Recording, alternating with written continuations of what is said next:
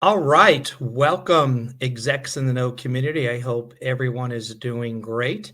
If this is your first time to one of our Execs in the Know thought leadership gatherings, welcome. My name is Chad McDaniel. I'm the president and co-founder of Execs in the Know, and I'm actually on the road traveling. I am calling you from the hotel room or dialing in from the hotel room in beautiful sunny Marco Island, Florida, just outside of Naples. We're on a site visit here, hopefully for 2024 with one of our live events. I really hope everyone's doing well, enjoying the March timeframe, hopefully getting a little spring break in with you and your family. But it's really special, and I want to just say thank you for your listenership. Thank you for your time, for coming out and joining us. And my goal today is, as always, for those that are familiar with us at Execs in the Know, is to make this not just a conversation, but a very meaningful, kind of lean in conversation that we all get something from. I will suggest and say before we dive in here, there is a knowledge console that you have, and we're going to be putting a bunch of different links of information, papers, materials, our reporting, other things that you will have access to that I would highly encourage you to access and download and take from today's conversation. So let's get started. We're going to, first of all, it's an absolute pleasure, Ashu, that to have you here. I've been a follower and admirer of your company. Ashu is one of the founders and CEO of eGain. And to have some of your time today, knowing how limited it is really just a testament of your belief and advocacy of helping the industry be better. So I want to say just personally, Ashu, thank you so much for making the time, recognizing how busy your schedule is.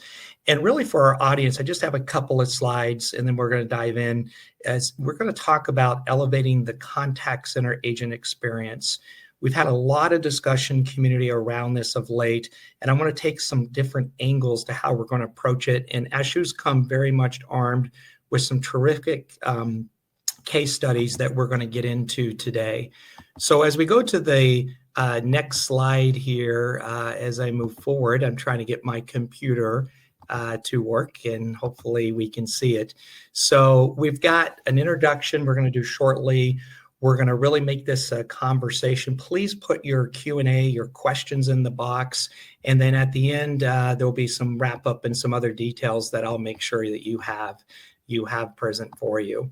So really, if you're new to Execs in the Know, we are a corporate CX sharing community. We call leaders learning from leaders. Really lots of ways to get involved. We are a corporate CX sharing community, and I encourage you to get involved. We do have a number of different ways that we can share with you at a later point, but I want to make sure I get to Ashu here as quickly as I can. I really want to say thank you to our corporate advisory board. We could not do it without the gracious support and help of these corporate brands that really are trying to make a difference as a community, as an industry. And I just want to say thank you so much for them. I do want to say, mark your calendars. We're excited. Our next live event, and Ashu, I hope you can come out at some point and join us, is that we're going to be in Nashville, September 20th to the 22nd. Always great to have the Customer Response Summit, and I hope you can mark your calendars to join us. Not a bad place to hold a conference over in the Nashville area. All right, so finally, our Kia community, and my slides, Ashu, I'm glad you're going to be taking control here because my computer is not behaving as best as I'd like it. But we have our know-it-all community, and there will be a link, and this is a great way for you to connect with hundreds of other corporate members. It's a private online community 24/7 where we continue these types of conversations. So without further ado, Ashu, I want to say thank you for making the time. And just in case anyone in the audience is not aware of eGain, which I would be surprised just because you guys have had such a predominant footholding over the years. But quickly, a little bit about eGain for our listeners, and then Ashu, a little bit about yourself and role. Great. First of all, thank you so much for the opportunity here. This is a fantastic community, and I'm really proud to be part of it. Yeah. Just a sound check. I assume you can hear me. Yes, hear you great. You sound great. Great. Okay. And thank you, Chad, for that very warm introduction. I'm delighted to share some of our perspectives and learnings with this leadership community in customer experience. I want to start with a question which I hope you all find interesting. If I were to offer that for a very large customer service operation, tens of thousands of agents, and potentially store operations and associates as well, that we could come up with some solution that would improve first contact resolution by 35%. It could improve agent time to competence by 50%, and at the same time, improve net promoter score, which is the real marker, by 25 points. What would you say to that? That's just nonsense, or what would your thought be? I would say, where do I sign up? But is that even possible? And I know that some of these may exist, and I do want to lean into some of this. But when you really look at some of those what ifs, and I think a lot of our audience can resonate based on where they sit, I mean, that's pretty impressive. And I want to make sure, Ashu, that we get into some details to if that is possible and how. Absolutely. And thank you for giving me the opportunity to, in fact, make that case, right? Which is, this is real today with British Telecom, right? They have deployed the eGain solution for knowledge for every single customer service rep and store associates across 5,000 stores in their organization. And they are able to, with the guidance and knowledge that is made as part of the flow of work for every agent conversation, they're able to get this kind of transformational impact on their customer experience metrics. And I'll talk to that, why and how that has happened in more detail down the road. But I just wanted to start with this as the scale and scope of transformation that one can achieve in customer experience when focusing on the right sort of challenges and opportunities on the agent-facing side of this equation. And that's the topic of our discussion today. So, I was going to say, Ashu, would you say again, is it really about knowledge and at the end of the day, how we harness knowledge and utilize knowledge? Or would you add a couple other pieces to that? That's a great question. No solution in any user environment can be standalone and singular in its impact. This knowledge and guidance has to be made available in the context of all the other capabilities that the agent has. And so one of the things that, as you are correctly anticipating here, Chad, is that this knowledge needs to flow seamlessly in the guidance process. And we'll talk about what it takes and how do you actually accomplish that. And those are the things that make certain knowledge solutions more effective than others. Yeah, and I promise to the audience and our listeners that are going to watch and hear today's message, no matter if you're small, medium, or large enterprise, really some ideas that we can move forward to, because we all have access to knowledge and maybe some different struggles. But again, really some idea taking. So I apologize for interrupting, Ashu, but I just wanted to clarify, always keeping our listeners in mind. But let's get through a couple of these slides here and get into some of the case studies. Yeah, this is fantastic. In fact, I love the conversational feel here, because that's what teases out the real insights and then gives our community and audience the ability to connect with their own use cases and context. So we all agree with this. The agent seat is getting hotter and hotter in customer service organizations. That's the user group that is really challenged by all the technological advances and customer expectations, which continue to drive toward more automation of easy conversations and questions, and therefore more complex, more escalated conversations going to those agents in an environment where the complexity and scope of the questions that are being asked continues to grow because businesses are building out more and more richness in their products and services. And there is continued productivity pressure, and all this in a setup where you got a new generation coming on board that has very different expectations of work.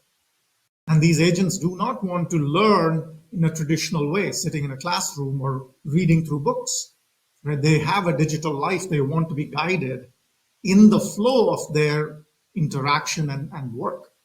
And so what we see with many of our customers is with the whole COVID and post-COVID hybrid work era, there has been a fraying, a sort of disconnect that is growing between the expectations of businesses like our community leaders here are running and driving, what they expect from this agent community and what the agent community really wants to offer. And that, the gap, is something that we want to talk about. And just putting in qualitative and quantitative terms. Go ahead, Chad. Yeah, go back to the previous slide. I just want to ask the audience if they want to put a couple of comments to me in the question Q&A chat box. First of all, the agency getting hotter and hotter with the frogs leaping out. I love that. You should trademark that image. It was good. But a lot of us, I think, have this sort of hybrid workforce between in office, out of office, at home, and we're still going through it. And I'm thinking of the continued connectivity points. I'm not going to talk about culture. I'm really talking about knowledge and some sharing knowledge. Ashu, I guess the question is, this is current state for a lot of organizations, or reality for a lot of organizations, but is it working? Are we seeing it working from where you're working with your clients? I assume yes. I mean, it obviously is working, but there's always unique challenges or hidden things inside of there. Yes, and I'm glad you bring it up because late last year, we had our sort of resumed our customer event, which we do every year, but we had stopped for COVID. We hadn't done it for a while. And so we did that in October last year, and it was a fantastic event. We got people together, again, all our customers, and talking about what's working and not working. And we had an exec session there, a breakfast. And one of the topics that kept coming up again and again is that two observations came out of this hybrid, first the COVID experience and then the hybrid post-COVID experience, which we are in now. The first was that the connection technologies, meaning the ability to have agents work from home, by and large, worked surprisingly well. Everyone had some hiccups and stories, but by and large worked surprisingly well when massive groups of agents had to be moved from contact center-based locations to home-based work. That worked quite well. What they have noticed in the hybrid environment coming back is that the pieces that have started to become real sort of burning issues are around training, around social capital, collaboration, and around a sense of belonging and how do you nurture that, and therefore hiring and onboarding and attrition, three factors that any large CX organization has to deal with, have all become much more challenging. So I'll pause there and see if you have any thoughts. Yeah, and audience, really our gatherings are about shared learning, and what Ashu just said, I tend to agree. As we think from the lens of knowledge in this hybrid environment, do you, who sit in the chair, do you agree with that? Do you have a different perspective or angle to it? Could you just please put a comment in the chat box there or the question box? I'd love to hear from you because we learn from each other. So please help me out on that. I'd love to hear your comments. But Ashu, from a time check, we're going to keep moving on. I'm sorry I keep interrupting you here, but we're really hitting on a lot of fundamental things that we got to continue to talk about. This is great. Yes. So two stats that I want our community to take a look at. One, we did a survey, we sponsored a survey of actual contact center agents, right? And based on that, this was last year's data, we found that 65% of agents claimed that the knowledge-related issues, meaning not being able to find the right answers easily, either because there are many silos of knowledge and answers in their environment, multiple desktop applications, or not trusting the answers, they're out of date, or disconnect between the website and what the knowledge tools are in front of the agent. There's some examples of problems that agents cited as their number one issue in delivering good service to their customers. That's quite interesting. The second one, which is coming from Gartner, and perhaps many of you have seen this already, an astounding 84% of contact center agents do not like the environment and tools that they have to do their job. And this is, again, 2022 data. That's 2022? That's 2022, yes. We're at 84%? Wow. Yes. So these are pretty telling. Then. Yeah, we got exactly. some work to do, guys. And what's noteworthy here, and I'm sure our leaders here who are in the audience know this well enough, it's not just one thing. It's not that knowledge will solve all their problems instantly. We recognize that.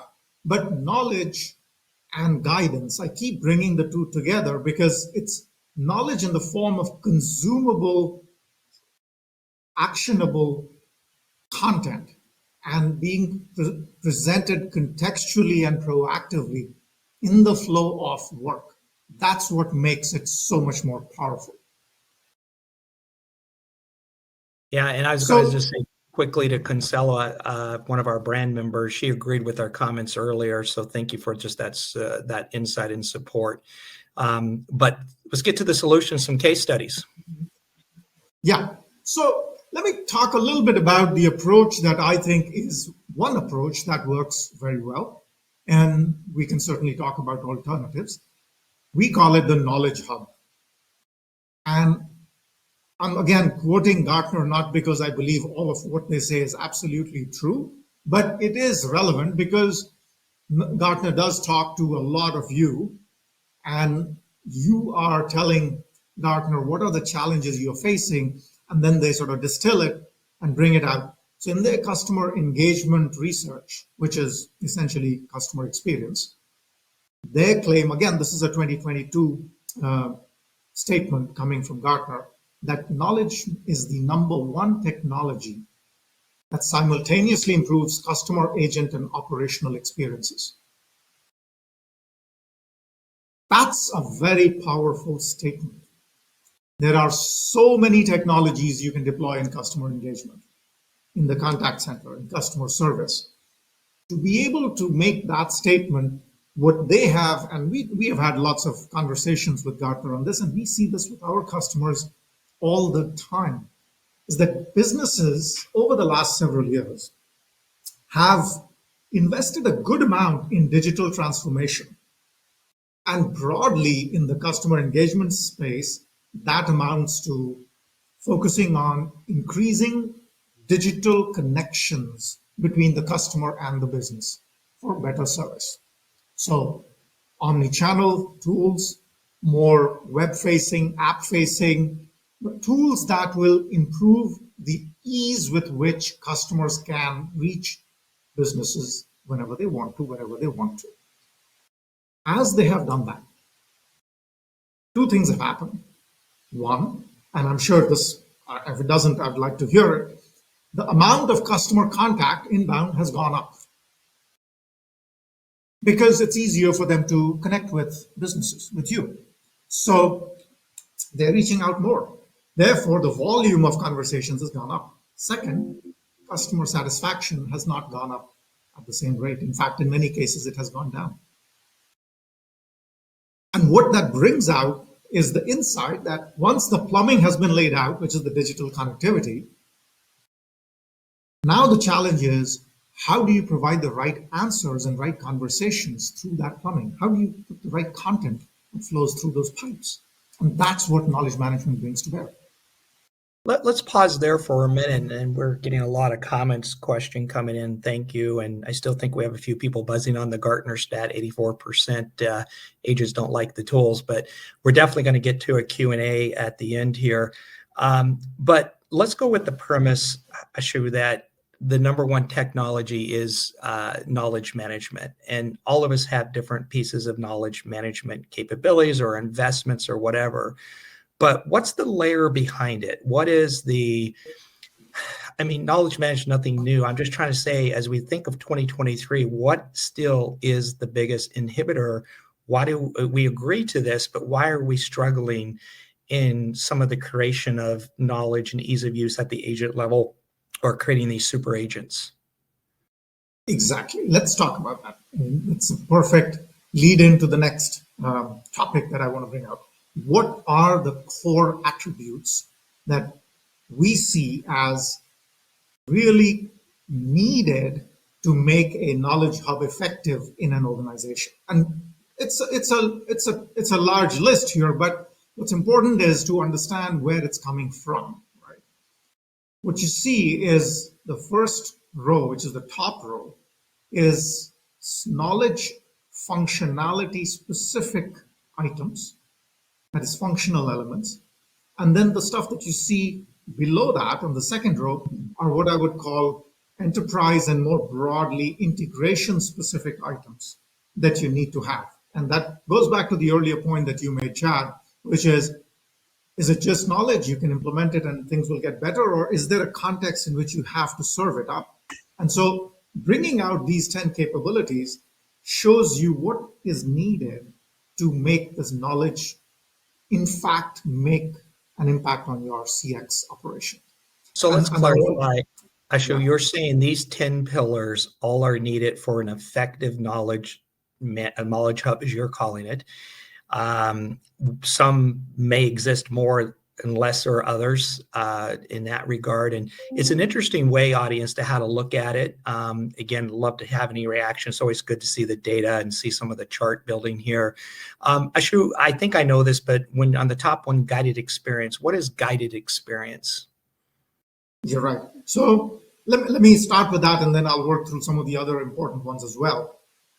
So guided experience is the idea that, let me tell you what a non-guided experience is, which tends to be how knowledge is traditionally served and perceived as a checkbox capability. And that is, let's say you have a policy or a procedure that you want your agent to follow. You can put that in a large document, and in many businesses which have compliance needs and have complex policies, those documents can be multi-page. You can put that document in front of the agent.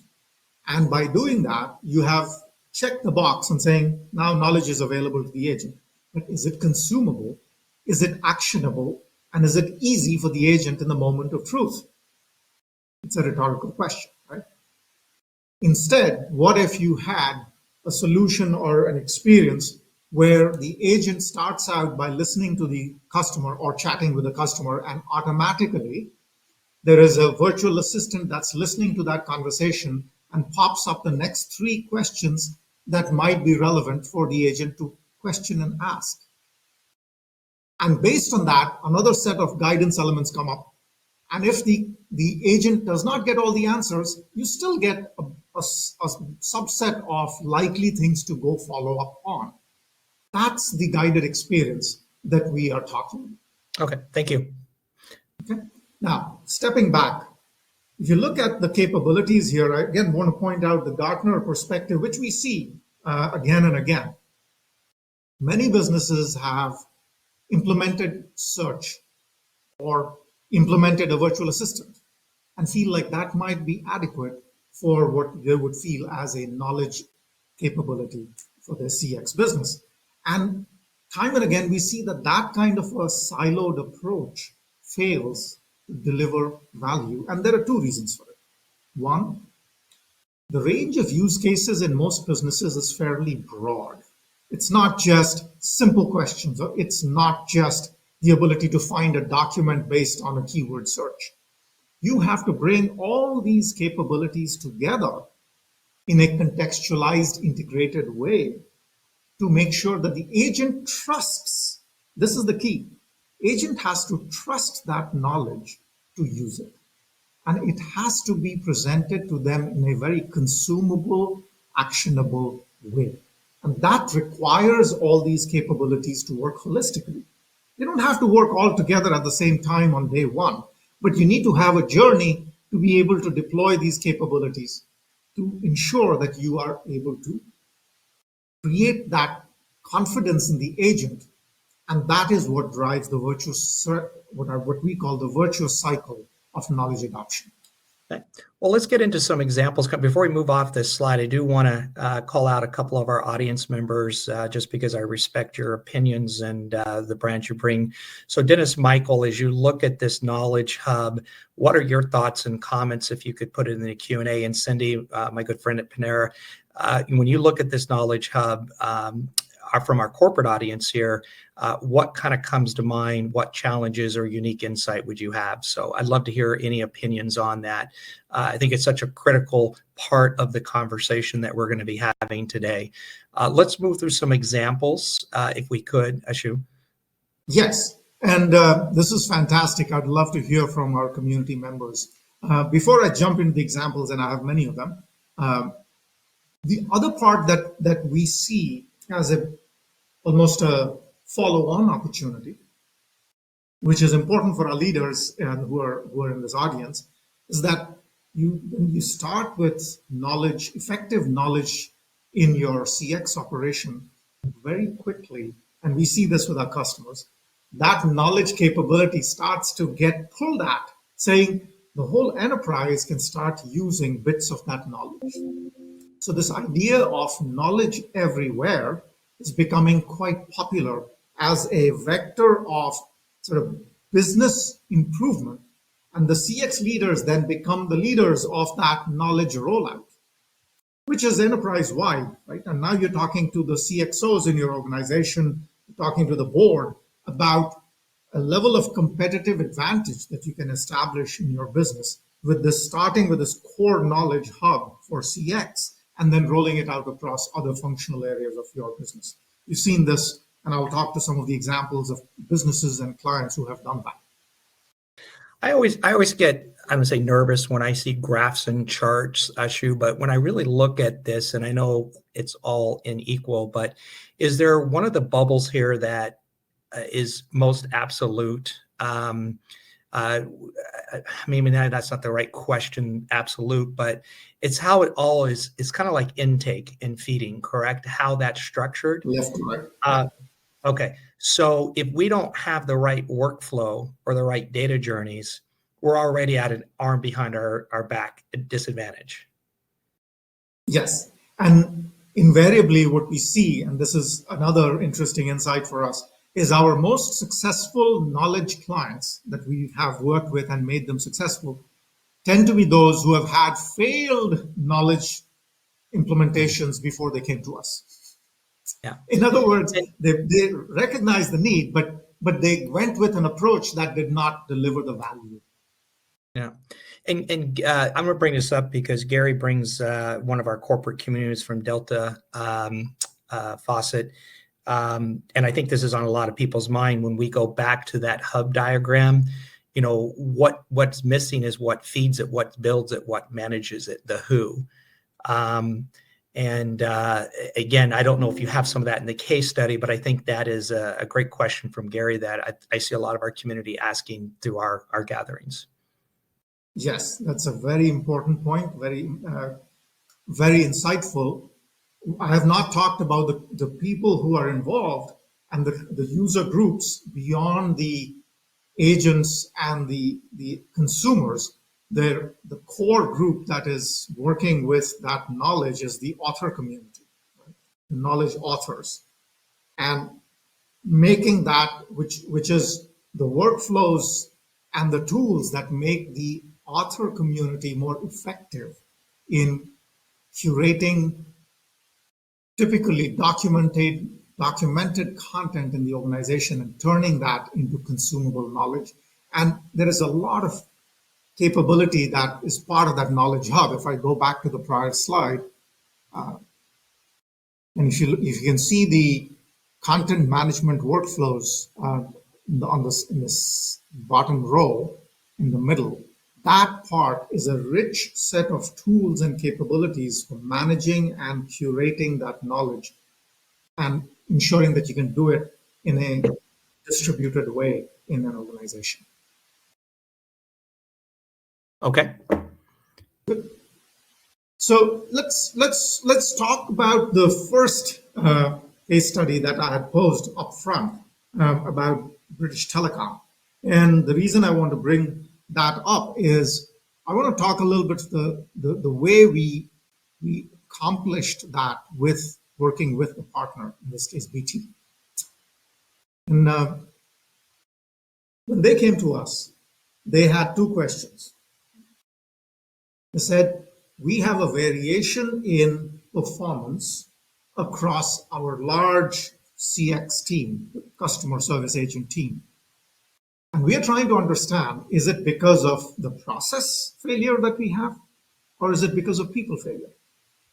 Is it people specific or is it process specific?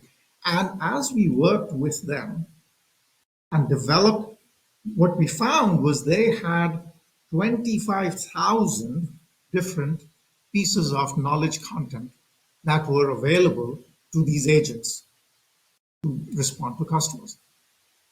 And right there, we saw the challenge, and they saw it as well. So we developed in our knowledge hub a guided approach to getting to those answers, but starting with a very systematized and AI-driven approach to interact with customers, ask questions, and eventually get to the final conclusion.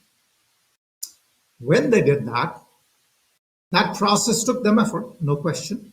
But the ROI, so they have about a dozen or so full-time knowledge authors in their organization. And they bring those, they actually rotate their SMEs in the knowledge group, in the author group, from their contact center agent population. So the experts and the tenured agents, some of them will move into this group and then rotate in and out so that that knowledge is kept fresh. And the way to consume that know-how is constantly being updated. The second thing they saw was the analytics that they were able to get out of those knowledge systems that they put in place. That gave them the ability to identify the repeat failure points and the first time failure points in customer service conversations. And what they did was that the repeat failure conversations were put as cost to the service organization, and the first time failure questions and the cost was attributed to the product and the service builders. And by providing this almost daily analytics on every question that was being asked by customers, because they saw 95% adoption of this tool, and they could track that because of integration with their contact center systems, that this knowledge tool was being used 95% of the times.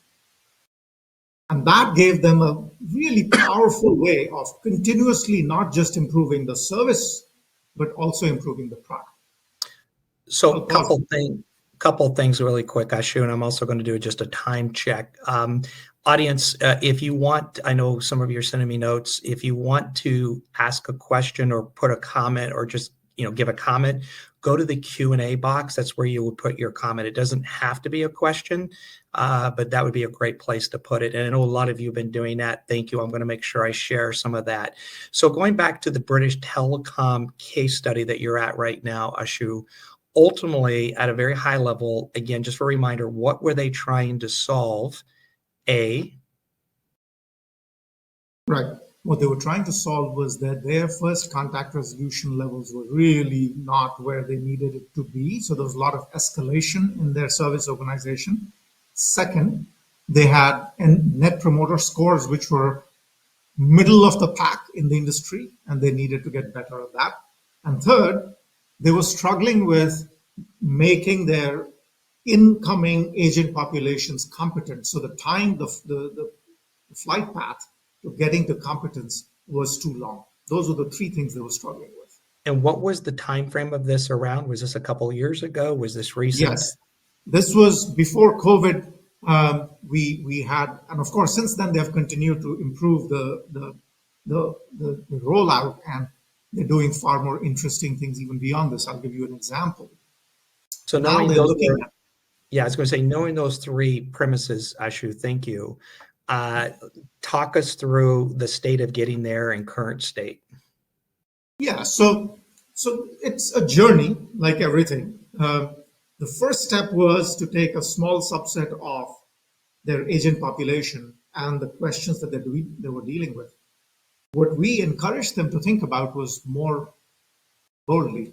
Instead of specifying certain area of their questions and customer contact types, instead of limiting it to that, what we said was, we believe that all your agents can handle all contacts if they have the right guidance and knowledge capability supporting them. They thought that was quite a stunning claim, but we tested that with a prototype, and they found that their agents were able to take care of all these contacts just by using the knowledge and guidance systems. And that was a big revelation for them. So that was the huge jump from where they were to this is the data that they shared after this is publicly available, and they have come to our customer events and talked about this kind of performance improvement. The next thing they saw, which was equally interesting, and I'm sure some of our community members are seeing as well, is if you provide knowledge and guidance to your customer service teams, some of the tenured agents, after a while, feel like it's slowing them down. They already know the answers, and chances are they do if the underlying knowledge is not changing very rapidly. So what they did was two things. One, they refreshed their knowledge using integrated automation with their backend systems every week. And the second thing was that for their experts in terms of troubleshooting or in terms of trying to find the right answer for the agents, they created an experience, a user experience that was far more quick compared to for what they were doing it for the novices. So for a novice, it would be a step-by-step process. For an expert, it would be essentially saying, you can guess the answer, but after you have guessed the answer and you find that it's the right one, just check these boxes to confirm. So it's a hypothesis that you confirm. And that was very exciting for the experts. And I would say, audience, and I know you have a couple of slides to support the case study we're going to go to right next, but audience, I hope we're listening really closely to Ashu as far as some of his guidance. He's giving us some real insight. Now, again, I know this is a large enterprise brand such as British Telecom, and some of us are not large enterprise, and we're going to have a question about that. But Ashu is giving us some really good insight to the approach and the logic and the thinking. So Ashu, let's turn to a couple of any of the supporting slides you have, and Yes. Let's continue on. Yeah, let's do that. Can you see this new slide which talks about hypergrowth SaaS business? I see knowledge transforms AX. Can you hit the next slide? Yeah, okay, so let's work. There we go. Well, we missed hypergrowth. Yeah, hypergrowth. Right. Okay, there good. we go. So this is another good one because this is somewhat mid-sized client. And this client, in fact, was using knowledge before they came to us. But their comment was that their agents were just not actually adopting the tool. They were not using. And so agent confidence was really low. They were growing very quickly. They needed to make sure that these agents were able to get up to speed quickly. We deployed an approach here which was quite unique. And since then, this was a few years ago, and we now offer it to all customers and prospects. And that is a an offer we call innovation in 30 days. And the idea is we will take a use case from a customer and we will deploy it, configure and deploy it in our cloud, and have them use it in production for their agents for a month. And that way they can see the innovation, the change in behavior. What does it take for the agents to actually adopt the solution? And when we did this for Velocity in this case, their agents loved it and they said, can we extend this pilot?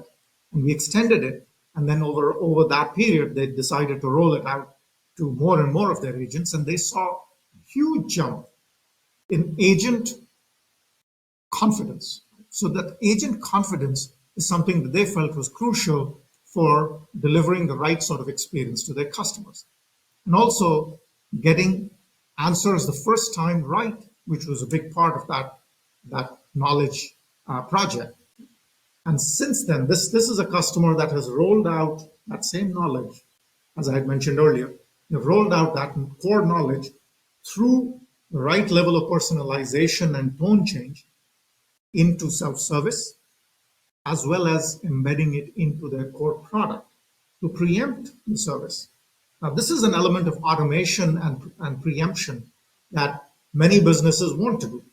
If you have products, and some of you do, have products that are software-based, that are digital, you want to be able to embed that knowledge, which is around service, into that product so that you can serve up the right kind of customer question answers and problem resolution right inside the product. And this is different from a help system, because a help system typically tends to be more documentation oriented. Here we're talking about consumable question answers to solve problems in context. Ashu, I think there's been a lot of questions coming in to me, and I want to make sure we have time with just a little bit more than 15 minutes, maybe a couple of go through very quickly a few of the next case study slides, and we get down towards past the case study. I mean, the good news is eGain being such a large player in this space, you've got lots of client references, client case studies that we can work from, and that's fantastic. And I would encourage our audience to go to the Knowledge Center in the platform here, because there are some white papers. We also have the Execs in the Know corporate edition and research that supports some of the agent assist technologies and preferences and all sorts of data points in there. So do look at those links, download the material. It's there for you as our listeners.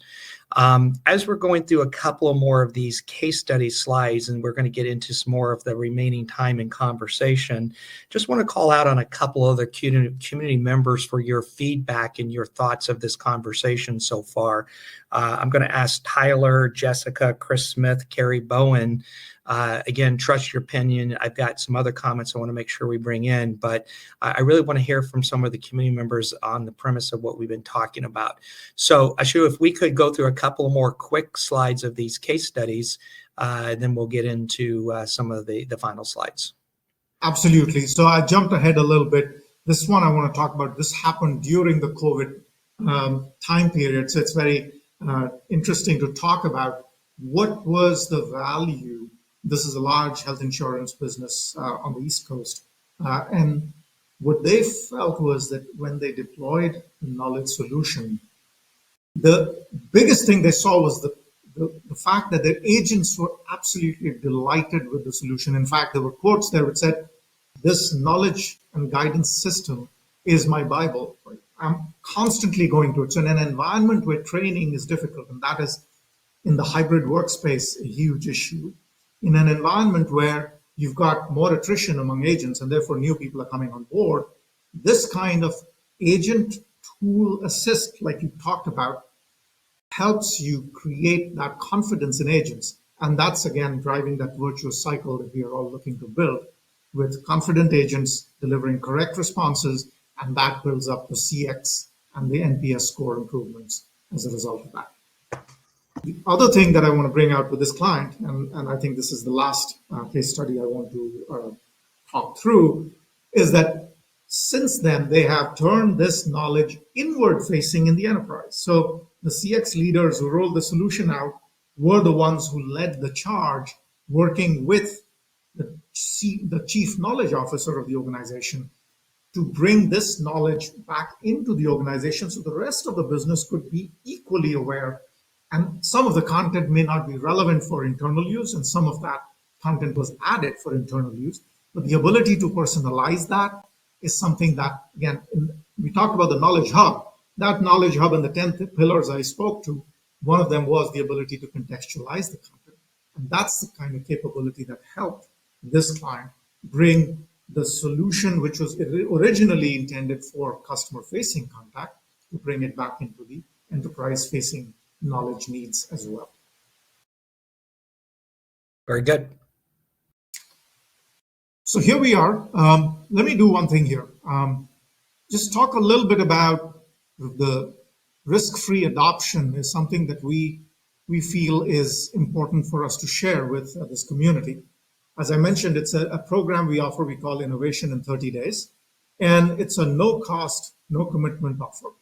The idea is that if you have a use case that you feel you would like to try out with your content and your configuration requirements for some of your customer service team members, we can set that up and have you use it in production from our cloud for 30 days. What we see is when people do that, their light bulbs go off, right? You can start to consume innovation in a safe way and then make decisions after you have experienced it rather than before.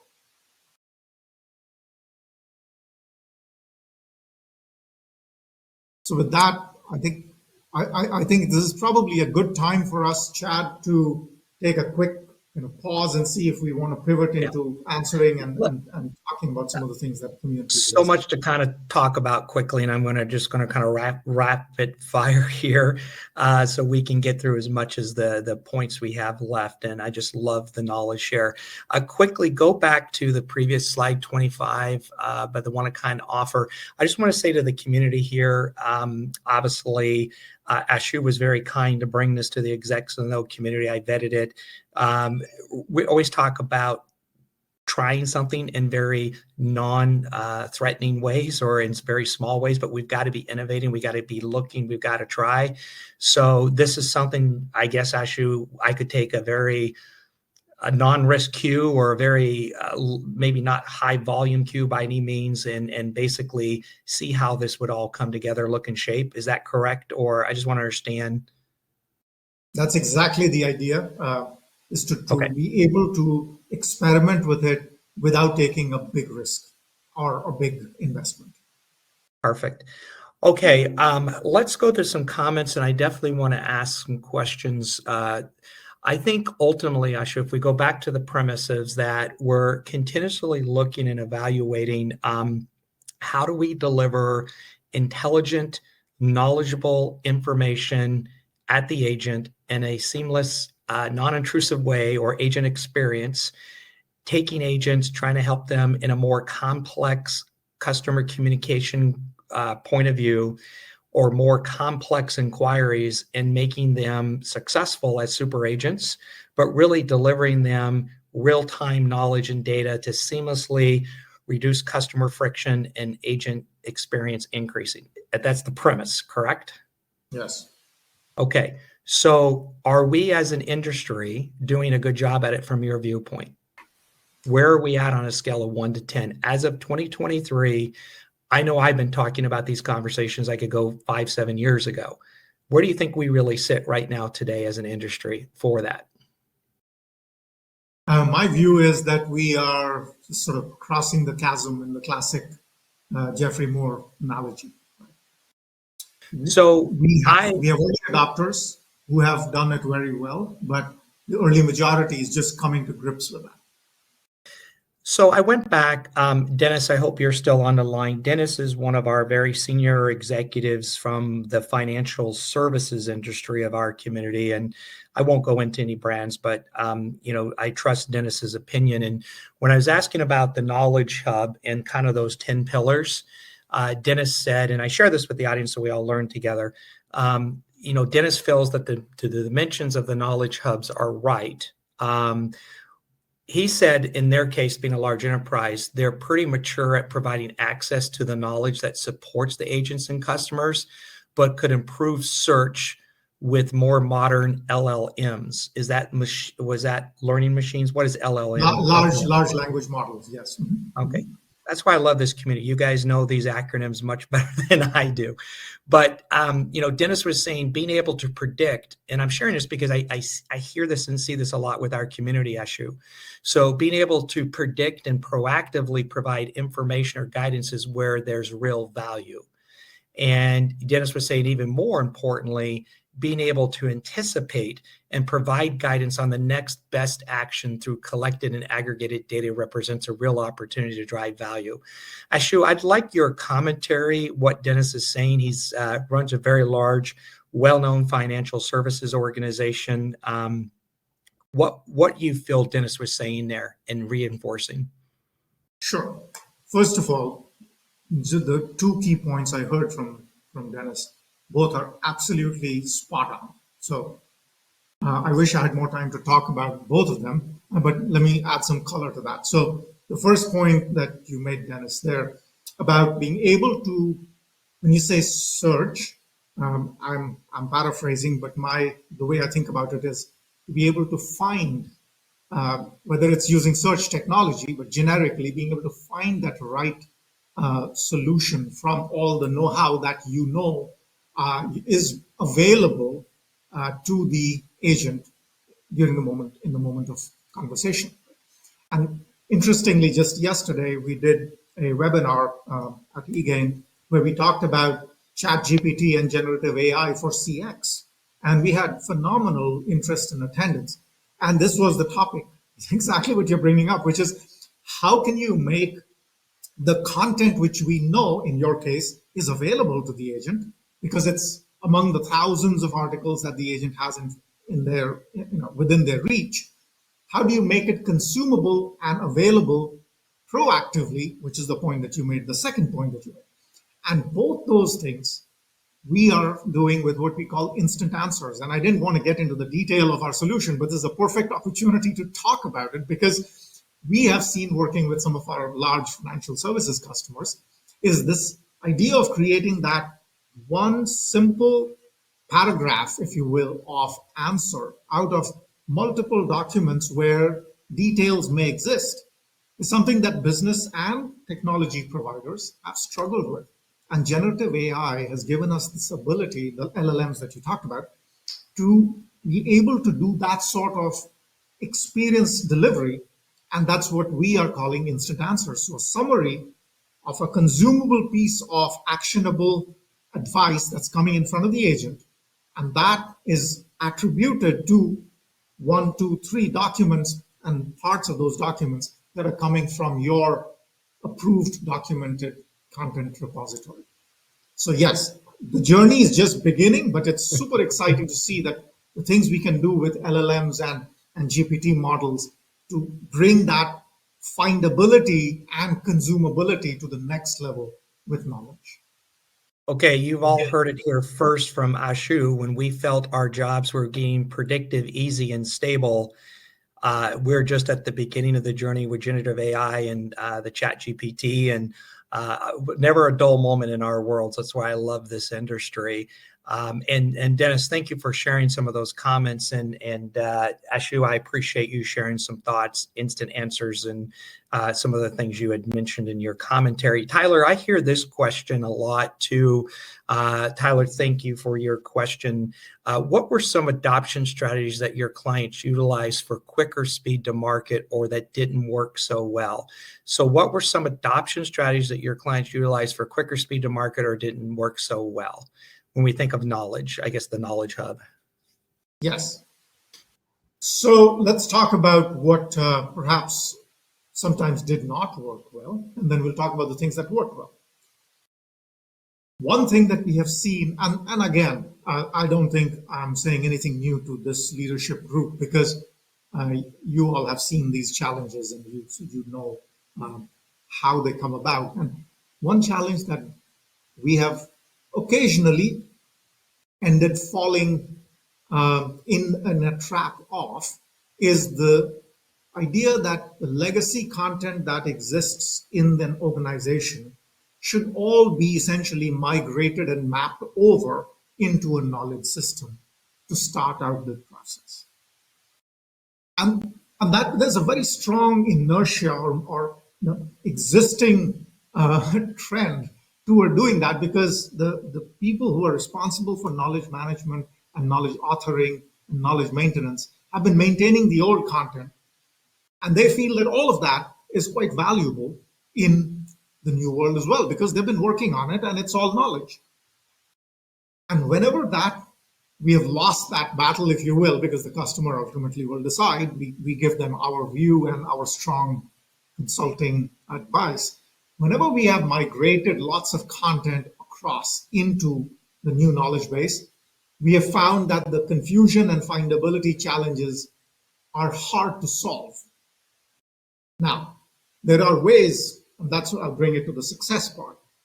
There are ways to solve that problem, and that we have developed over the years is to come up with this framework that we call of migration, federation, creation, and elimination, right? So you look very carefully at what you start out your new knowledge base with, and you try to keep it as small as possible and federate out to the rest of the existing content. And we have connectors for that, so you can get into existing knowledge bases very easily. What that allows you to do is to then use analytics to decide what is actually being used and what is effective, and then improve things based on that data-driven approach, rather than bringing all the content over and now being overwhelmed by the act of managing, updating, and refreshing all the content. I'll pause there. Yeah, and there's a lot to unpack there. And again, with the very limited time we have, I got to bring in one more perspective, and then we're going to wrap this up because of our time today. I'm going to call on Cindy here. She's given some good comments. And Cindy is not, I'm not going to say the brand, but she's not large enterprise. And there's a lot of people in the community that are not large enterprise. And, for Cindy, so for example, her agents are reliant on knowledge articles within Salesforce. They need to introduce AI capabilities, but they're not there yet. And other things that I know Cindy has shared with us in the community is that there are, I would say, I don't say retail's quick serve, but their issue isn't knowledge per se, but they have many promotions going on simultaneously that drives call volume and guest confusion and other errors made at a marketing sending promotions out to the guests who aren't eligible. So I know it's a bigger issue to unpack because every brand is unique, and maybe the way they have in-store guest experience, and including how that drives promotional stuff taking place. I would encourage Cindy, Ashu, you're so willing to give your time. Maybe you guys can connect after and share some ideas there just because of a time check. But I know there's a path there, and I think that trial thing may be something interesting for you to look at. What would be your advice quickly, Ashu, for the smaller, non-large enterprise brands that are listening today, where, how to get started, or best to focus, lean in towards to get to some of the strategies we've been trying to talk to? Right. So quickly, first of all, thank you, Cindy, for the question. I'll make two comments. One, we have many clients who have Salesforce as their CRM and have tried to use knowledge from Salesforce. And without getting into the Salesforce knowledge capabilities, what I can tell you is that the use and adoption of knowledge for your agents tends to be very low in Salesforce. And the reason is, again, going back to the Knowledge Hub and saying those critical capabilities, if you don't have all of them, then that creates for experiences that are limited, and therefore your agents stop using it. So we have seen that movie many times. And to Chad's point, perhaps a conversation around the innovation in 30 days trial would be one way. And the second point I'll make is I should have added some of our faster mid-sized company growing companies that are our clients. This solution scales up and down And so that's something you can test for yourself if you decide to engage. I'm going to end on this note. Chris Smith, thank you, one of our community members, wants to give us a vote of confidence. The community, basically, this is his testimonial that specifically with AX agent experience, Agent Assist has broad spanning benefits. It has increased the agent confidence morale, thereby decreasing his turnover.